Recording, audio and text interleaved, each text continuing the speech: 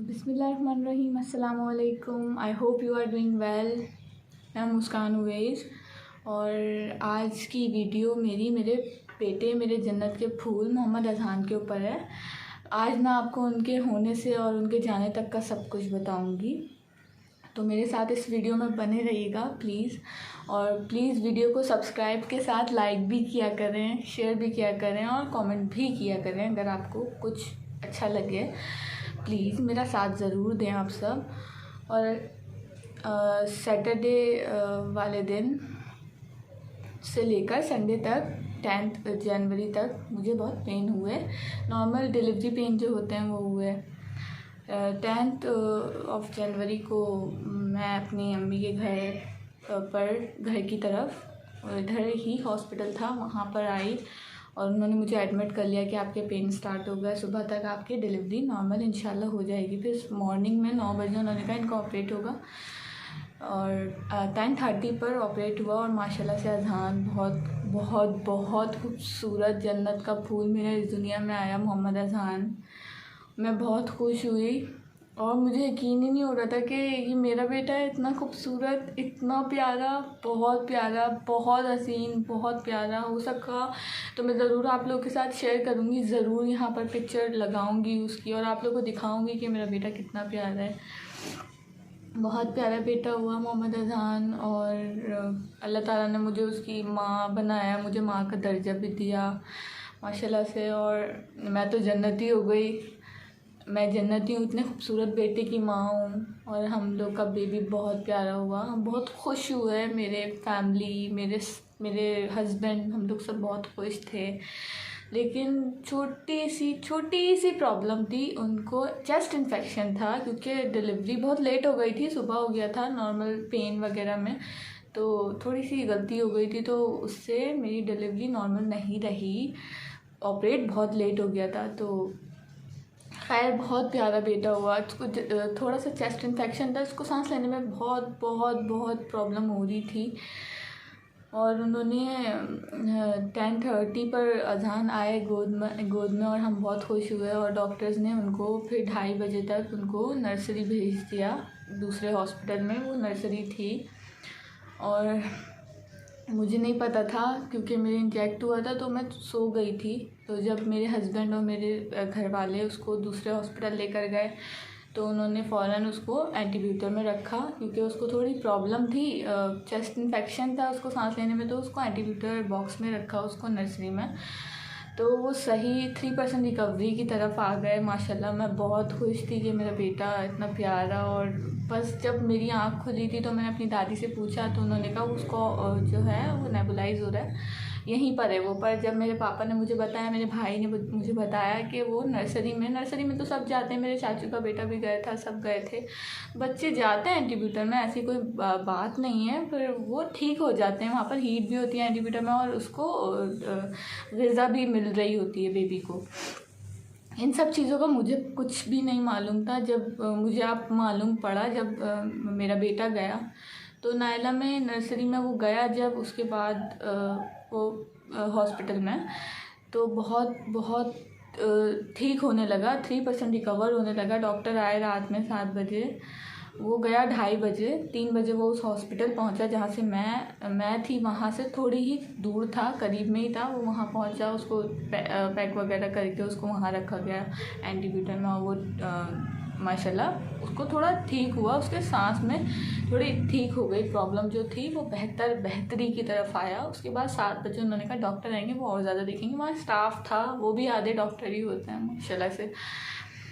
तो उसके बाद उसको एंटीब्यूटर में रख दिया। फिर मेरी आँख 3 बजे खुली, मैंने अपनी दादी से पूछा तो उन्होंने मुझे बताया कि ठीक हो रहा आपका बेटा, माशाल्लाह ठीक होकर आएगा अब इंशाल्लाह, बस तुम दुआ करो। तो मैंने कहा इंशाल्लाह। सब बच्चे काफ़ी बच्चे होते हैं वो ठीक हो जाते हैं वहाँ पर, मुझे नहीं पता था। उसके बाद जो है उसको मेरे फादर इन लॉ आए, उन्होंने डॉक्टर से बात करी और उन्होंने समझा कि डॉक्टर ने उनसे कहा कि वेंट नहीं है यहाँ पर, लेकिन बच्चा माशाल्लाह रिकवरी की तरफ है। तो वो उनको सुनने में कुछ मिस्टेक हुई तो वो समझे डॉक्टर ने कहा कि उसको वेंट की नीड है। उन्होंने बाहर आके मेरे पापा को बताया, तो पापा ने कहा तो आप जहाँ बोले वहाँ लेकर चलें। फिर तो वो वहाँ पर अब्बासी में उनकी बात थी, वो ले गए वहाँ पर। तो वहाँ पर भी जो है बॉक्स कोई खाली नहीं था, उसको बॉक्स की नीड थी बच्चे को, वहाँ कोई बॉक्स खाली नहीं था। इंट्रीब्यूटर में से निकाल दिया उन्होंने, अब्बासी वालों ने। उसके बाद वहाँ पर उसको ऑक्सीजन नहीं मिला, तो उसकी और हालत बिगड़ने लगी। जब उसकी हालत बिगड़ने लगी तो वहाँ के डॉक्टर्स ने उसको कहा कि आप यहाँ से ले जाएं, क्योंकि यहाँ पर बॉक्स नहीं है जिसके लिए आप लोग आए हैं। तो वहीं पीछे कोई और हॉस्पिटल था प्राइवेट, वहाँ लेकर गए उसको जो वहाँ पर उन्होंने 2.5 घंटे जो ज़ाया किए थे उसके लिए वो बहुत कीमती थे, और बहुत ज़्यादा कीमती थे वो उसके 2.5 घंटे।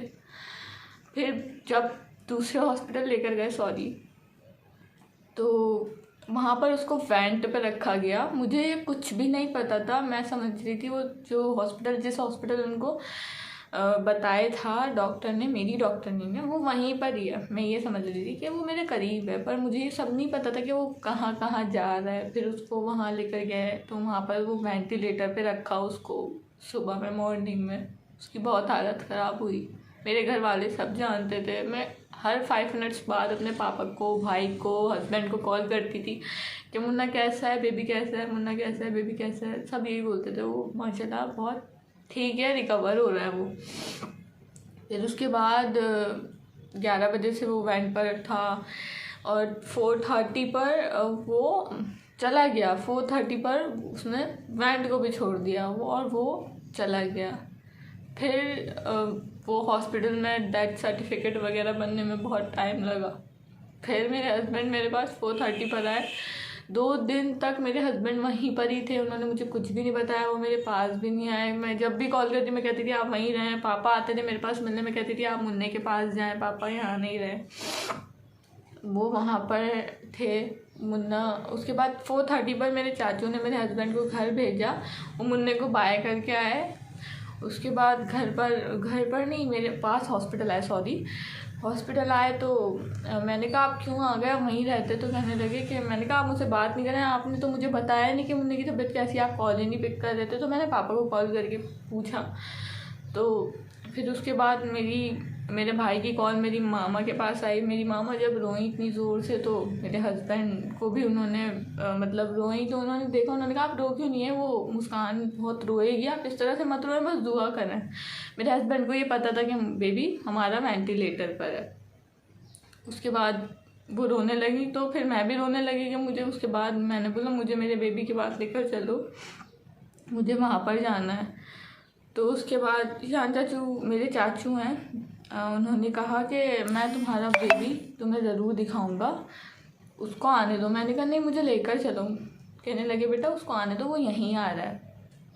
तो उसके बाद बेबी आया। जब बेबी आया तो वो जिस कंबल में था, आज भी उस कंबल को लेकर सोती हूँ। उसमें से आज भी उसकी बहुत खुशबू आती है, बहुत याद आती है। उसकी याद कभी मेरे दिल से नहीं जाती। बहुत बहुत मिस करती हूँ मैं अजान को, बहुत बहुत याद करती हूँ। और उसको कंबल में मेरी गोद में दिया, मैंने उसको बहुत प्यार किया। मुझे पता था कि ये अब नहीं आएगा वापस मेरी गोद में, नहीं आएगा, और वो वापस कभी नहीं आया। फिर उसके कंबल, उसके कपड़े, एक एक चीज़ मैंने अपने पास अपने दिल से लगा कर संभाल कर रखी हुई है। मैं आपको ज़रूर दिखाऊंगी उसके कपड़े। फर्स्ट उसका जो उसने इनर पहना था, जब उस टाइम जनवरी में बहुत ठंड थी, तो उसने उसके लिए हम लोगों ने बहुत शॉपिंग करी थी। एक चीज़ लाए थे, उसमें से चंद चीज़ें ही उसकी, सिर्फ उसने एक ही सूट पहना है अपना। मैं आपको दिखाती हूँ।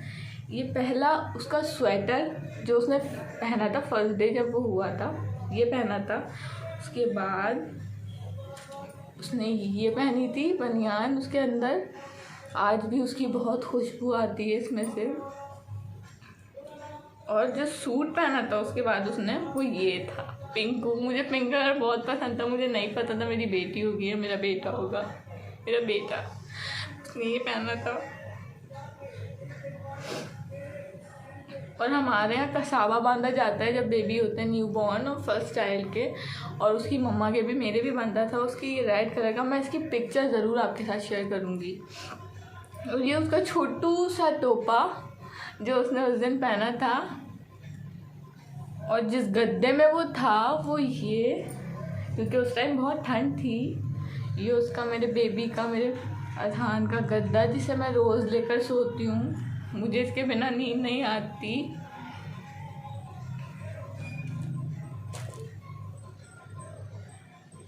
और उस कपड़ों का पिंक कपड़ा ये था जिसमें वो थे। उसके बाद ऑरेंज कपड़ा जिसमें उसके बाद वो थे, क्योंकि उनको चेस्ट इन्फेक्शन की वजह से बहुत ठंड हो गई थी, तो उसको बहुत गर्माइश में रखना था। उसके बाद ये ऑरेंज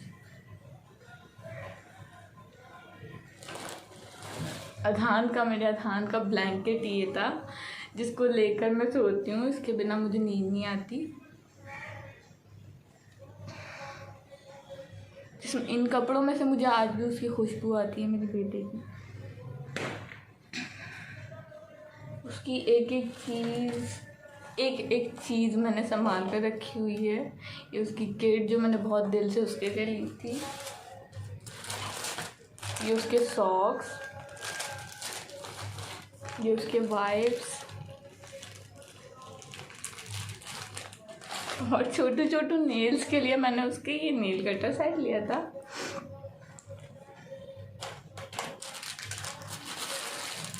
शूज़, ग्लव्स, सब कुछ लिया था मैंने उसके लिए। उसकी एक एक चीज़ मैंने बहुत बहुत संभाल कर रखी हुई है। ये मेरे दिल के बहुत करीब हैं। ये सब मेरे अज़हान की, मेरे बेटे की चीज़ें। सॉरी, मैं जब भी उसकी बात करती हूँ, उसका नाम अपनी ज़बान पर लेती हूँ, मुझे पता नहीं क्यों मैं बहुत अजीब सी रोने लगती हूँ। बहुत, मेरा दिल बहुत अजीब हो जाता है। लेकिन जब मैं किसी को बताती हूँ अपने बेटे की बातें, और जब कोई उसकी पिक्चर देखता है ना, तो वो कहते हैं इतना प्यारा बच्चा, माशाल्लाह, बहुत प्यारा था तुम्हारा बेटा, तुम जन्नती हो। कभी कभी जब कुछ दिन गुजरे थे तब मुझे सब्र नहीं आता था, तो मेरी मामा कहती थी कि तुम जन्नती हो, तो मैं कहती थी मुझे ऐसी जन्नत नहीं चाहिए, मुझे मेरा बेटा ला दो, मुझे भला से दौलत में जाना है। लेकिन आज इस बात को लेकर ना बहुत सब्र आ गया कि वाकई मैं जन्नती हूँ, हम जन्नती हैं, मैं और मेरे हस्बैंड।